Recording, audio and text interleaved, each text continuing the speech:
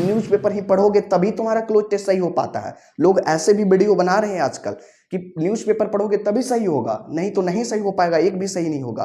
भाई मैं same example हूं आपके पास, लेकिन उसको गाइड ऐसा कर दिया जाता है कि भाई क्लोज टेस्ट अगर तुमको सही करना है तो तुमको न्यूज़पेपर रखना जरूरी होता है, तभी तुम क्लोज टेस्ट सही कर पाओगे। भाई ये मेरे पास एनसीईआरटी का क्लास, इस वीडियो को देखने के बाद आपको क्लोज टेस्ट में परेशानी नहीं होगा मेरे भाई, क्योंकि जब मैं प्रिपरेशन करने आया था तो मैं क्लोज टेस्ट के लिए यूट्यूब पे बहुत सारे वीडियो को सर्च करता था, लेकिन उसमें क्या मिला, कुछ भी नहीं।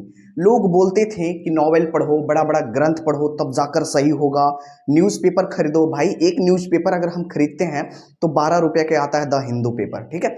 तो भाई उतना अगर हम खरीद के अगर हम चीज़ों को करते हैं तो भाई बहुत कॉस्टली पड़ जाता है 12 रुपये में, ठीक है। तो आज मैं इस वीडियो में डिस्कस करने जा रहा हूं भाई कि अगर आप क्लोज टेस्ट बनाते हो, मॉक टेस्ट लगाते हो, तो आपको परेशानी अगर लगता है कि नहीं बन पा रहे, कभी कभी 2 ही क्वेश्चन सही हो पाते, कभी कभी एक भी क्वेश्चन नहीं होता है सही, कभी कभी जब आप ऑप्शन देखते हो तो लगता है कि सभी ऑप्शन तो यहाँ सुटेबल हो रहे हैं, पर करना क्या है, क्या इसमें है, क्या लॉजिक है, क्या कॉन्सेप्ट है, इसके पीछे आपको नहीं पता चलता है। तो आज इस वीडियो में यही डिस्कस करूंगा कि भाई इस वीडियो को देखने के बाद आप 5 में से 5 क्लोज टेस्ट सही कर पाओगे। सेम जो मैं अपने टेक्निक को अपनाया हूं आपको भी अपनाने की जरूरत है।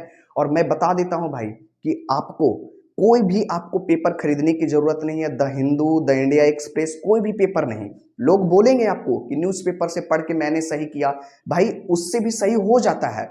लेकिन अगर कोई बिगनर है, कोई गांव से प्रिपरेशन कर रहे हैं, थोड़ा सा उसका इंग्लिश बैकग्राउंड थोड़ा वीक होता है, लेकिन क्या करते हैं, बैकग्राउंड तो वीक है लेकिन उसको गाइड ऐसा कर दिया जाता है कि भाई क्लोज टेस्ट अगर तुमको सही करना है तो तुमको न्यूज़पेपर रखना जरूरी होता है, तभी तुम क्लोज टेस्ट सही कर पाओगे।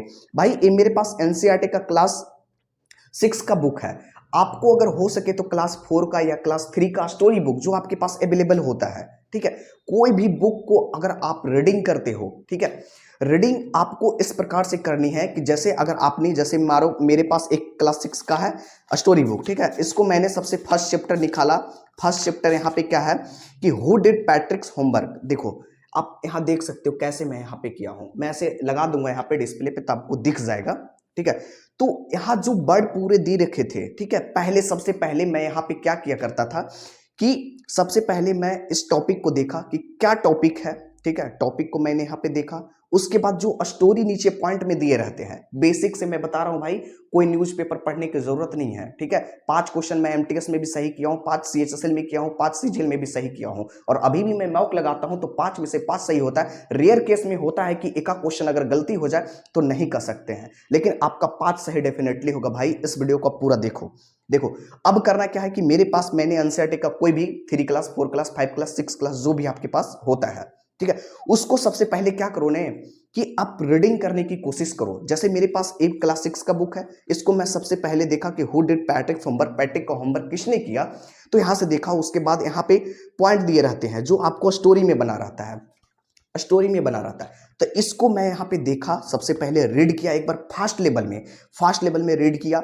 फिर उसके बाद जब दोबारा मैं रीड यहाँ पे करने गया, भाई छोटा सा स्टोरी है, आराम से रीड कर पाते हो। हाँ, फिर उसके बाद मैंने यहाँ पे रीड करने के लिए गया दोबारा पॉइंट में, तो फिर जहां जहां हमको वर्ड मीनिंग दिखा, ठीक है, जैसे हमको टू मिस क्या होता है, टू मिस होता है बहुत। फिर इसके बाद बोरिंग यहाँ पे वर्ड आए है, ठीक है। एनसीईआरटी का जब 6 क्लास का बुक देखोगे तो बोरिंग है एक उबाऊ, मतलब उबाऊ, ठीक है।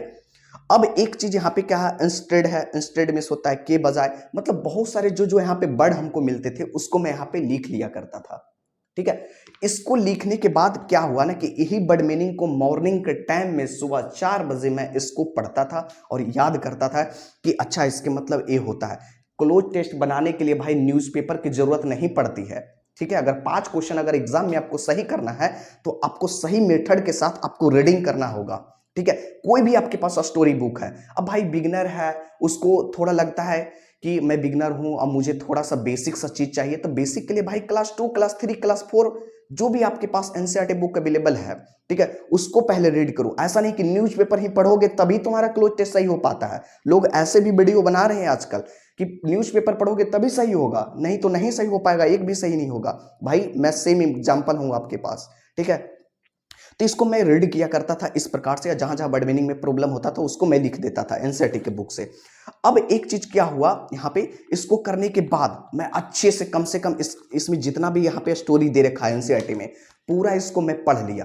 ठीक है, पूरा मैं इसको रीड कर लिया, वर्ड मीनिंग को नोट कर लिया, याद कर लिया। ठीक है, उसके बाद रीड करने के बाद क्या हुआ ना कि धीरे धीरे एक मेंटल में आपको सोच आएगी, आपके दिमाग में एक सोच आएगा कि जब आप स्टोरी पढ़ते हो ना तो आपके स्टोरी जो होगी ना आपका वर्ड के साथ ट्यूनिंग मैच कर जाएगा। जब आप स्टोरी पढ़ोगे ना तो आपको पता चलेगा कि अच्छा इस स्टोरी में ये चीज को बताया गया है। ठीक है, इस स्टोरी में एक कहानी है, इस स्टोरी इस कहानी के बेस्ट पर आधारित है। तो आपको धीरे धीरे जब आप पूरा चीजों को पढ़ लोगे ना स्टोरी में, तो आपको पता चल पाएगा कि अच्छा लॉजिक ए है, कंडीशन ए है। बेकार हम झूठ का दूसरा वीडियो देखकर हम अपना न्यूज़पेपर खरीद लिए, 12 रुपए का न्यूज़पेपर खरीदे भाई, वर्ड मीनिंग तो इतना हार्ड रहता है सा द हिंदू वाला में, तो कैसे होगा यार। तो उसको आपको नहीं करना है भाई। मैं बता रहा हूं कि अगर आप बिगिनर हो, आपको 5 ही सही करना है ना, 5 क्वेश्चन एग्जाम में आते हैं तो 5 ही तो सही करना है। तो ज्यादा करने की क्या जरूरत है। तुमको क्या बैंक का एग्जाम देना है भाई, तुमको एसएससी का ही तो एग्जाम निकालनी है, एमटीएस का निकालनी है। एक एमटीएस का एग्जाम बहुत इजी होता है, सीजीएल का एग्जाम भी इजी होता है, सीएचएसएल का एग्जाम भी इजी होता है। आप अगर अच्छे से अगर बुक को अगर आप रीडिंग किए हो तो 5 में से 5 सही कर लोगे भाई। सेम कंडीशन मैं किया हूं और बहुत सारे मैं मॉक टेस्ट लगाया हूं जिसमें मेरा 5 में से 5 सही आई है। मैं आपको अगले मॉक में दिखा दूंगा कि कैसे 5 में से 5 सही आ रहे हैं मेरे, क्या मैंने अपनाया है टेक्निक को, क्या तरीका अपनाया है, इसको मैं नेक्स्ट वीडियो में बता दूंगा। अब रही बात कि बहुत सारे भाई ये भी बोलते हैं कि ठीक है आपने तो बता दिया भाई कि मैंने स्टोरी बुक कर लिया, सब कुछ कर लिया, यहाँ से पूरा अच्छा कर लिया, तो अब क्या करनी बारी आती है कि आपको मॉक टेस्ट देने की बारी आती है। ठीक है, मॉक टेस्ट ऑनलाइन दो या ऑफलाइन दो। ठीक है, तरीका आपका होना चाहिए प्रैक्टिस का। ठीक है, प्रैक्टिस आपका होना चाहिए प्रीवियस ईयर क्वेश्चन का। प्रीवियस ईयर क्वेश्चन जब आप लगाओगे तो आप जब देखोगे कि 5 क्वेश्चन का क्लोज टेस्ट है, तब 5 में से आप देखना डेफिनेटली पहला बार में आप 3 सही कर पाओगे।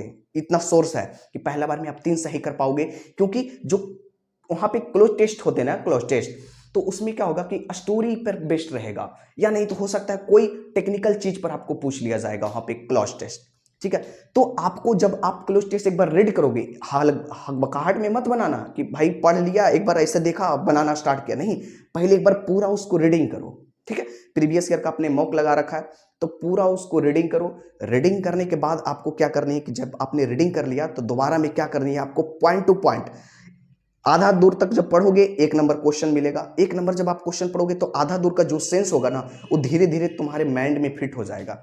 ठीक है, जब माइंड में फिट हो जाएगा मेरे भाई, माइंड में फिट होने के बाद पता चलेगा कि अच्छा यहाँ पे ये चीज को होगा। और 4 ऑप्शन जो रहेंगे आपको, 4 ऑप्शन, तो 4 ऑप्शन में आपको एक ऑप्शन ऐसा रहेगा जो आपका वर्ड मीनिंग का खेल रहेगा। तो जब आप यहां से एनसीईआरटी बुक से आप वर्ड मीनिंग क्यों किए हो, तो जो 4 ऑप्शन का वर्ड मीनिंग रहेगा डेफिनेटली आपको पता होगा सारे ऑप्शन। जब आपने भाई इतना सारा स्टोरी बुक को पढ़ लिया, एनसीईआरटी का क्लास 4, 5, 6, 7 जो भी आपके पास है पढ़ लोगे तो आपके पास डेफिनेटली बहुत सारे वर्ड बन जाते हैं। और जब वर्ड बन जाएंगे तो आपका जो ऑप्शन रहेगा, ऑप्शन से आप एलिमिनेट कर दोगे। जब ऑप्शन एलिमिनेशन करना सीख जाओगे भाई तो आपको पता चल पाएगा कि अच्छा क्लोज टेस्ट का मेन जरिया यहाँ ए होता है। ठीक है, हाँ एक चीज मैं अभी भी बता देता हूं कि बहुत सारे भाई हैं जो समझो कि ग्रामर को भी लेकर परेशान होते हैं कि ग्रामर के लिए भाई बेस्ट चैनल क्या है। तो भाई सबसे मैं बेस्ट चैनल बता देता हूं भाई कि अभी देखो विनय कक्षा सर बहुत अच्छे कर रहे हैं। विनय कक्षा सर क्या कर रखे हैं कि 150 का उन्होंने यूट्यूब पे प्लेलिस्ट बना रखा है गोल्डन रूल का। ठीक है, वहां आप देख लेना, क्योंकि आपके पास एमटीएस में 1.5 महीने का समय बचा है, क्योंकि 30 सितंबर से आपका एग्जाम स्टार्ट होने वाला है भाई। एमटीएस एग्जाम के लिए मैं बता रहा हूं, तो 30 सितंबर के लिए आपको गोल्डन रूल को बना दिया गया है। तो बहुत अच्छे कर रहे हैं विनय कक्षा सर। ठीक है, मैं उनको धन्यवाद करना चाहूंगा कि आपने इतनी अच्छी सी प्लेलिस्ट को बनाया है।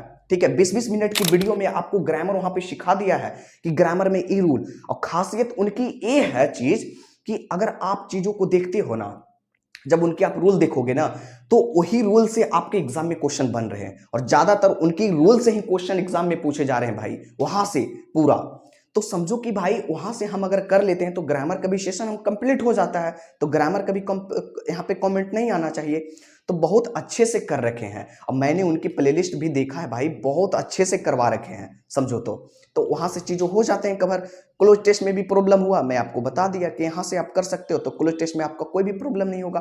प्रीवियस ईयर का जितना ज़्यादा से ज़्यादा आप मॉक लगाओ आराम से। अब विनय काक्चा सर की गोल्डन रूल है, अगर आपका ग्रामर में की रूल में अगर प्रॉब्लम होती है, विनय काक्चा सर की यूट्यूब पर प्लेलिस्ट जाओ, मैं उनका लिंक डिस्क्रिप्शन में दे दूंगा, वहां से जाकर आप चेकआउट करो और वहां से पूरा प्लेलिस्ट जो बना हुआ है 20 मिनट का, 15 मिनट का, 28 मिनट का, जो भी वीडियो पड़ी हुई है टोटल जाकर उनका वॉच कर लो, ठीक है। वहां से आपको ग्रामर में भी प्रॉब्लम नहीं होगा और यहां से मैं बता दिया कि क्लोज टेस्ट में भी आपको प्रॉब्लम नहीं होगा, तो यहां से जाकर आप सुधारो, सब कुछ सही हो जाएगा।